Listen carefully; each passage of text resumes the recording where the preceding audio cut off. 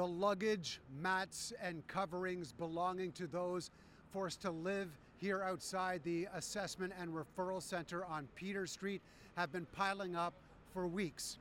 Today, a number of organizations who have been trying to support them have come together and lend their voice, demanding different levels of government to provide immediate support. Nobody could love to leave his country. Nobody could love to leave the parents, could love to leave the children. For 2 weeks, Salih Asuman has been on the streets of Toronto after fleeing political unrest in Uganda. He was threatened and injured and ultimately sought refuge after leaving behind a family of 7. I left my real area where I was staying with my kids and the relatives. I shifted to another place, still in Uganda, on hiding. So that's where I got a person who could help me to have a visa here.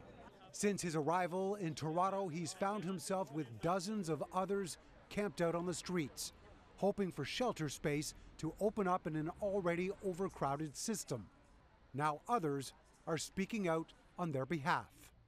A significant portion of the folks that are here camped out at 129 are those who are not housed and without any shelter or community services and supports.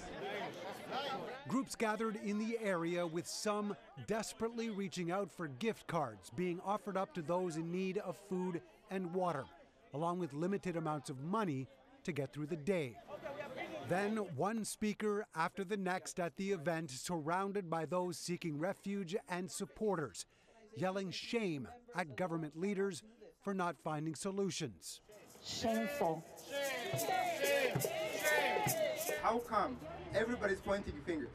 The federal government is pointing fingers, the municipality, the city was pointing fingers or is saying they need help, and the provincial government, of course, sometimes is not at the table. We want everybody to get at the table and answer to everybody here.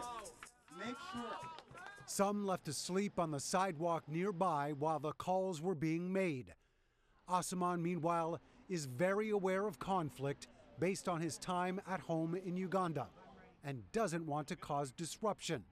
He just doesn't know what else can be done at this point. This is shameful. Where is our government's moral compass?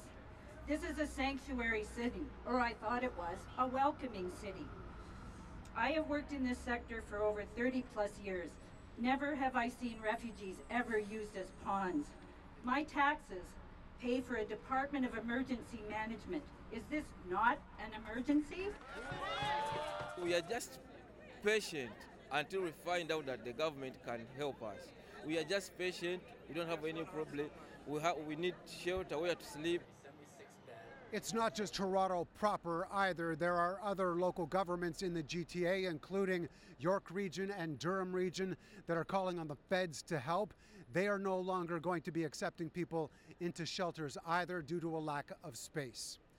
Mark McAllister, City News.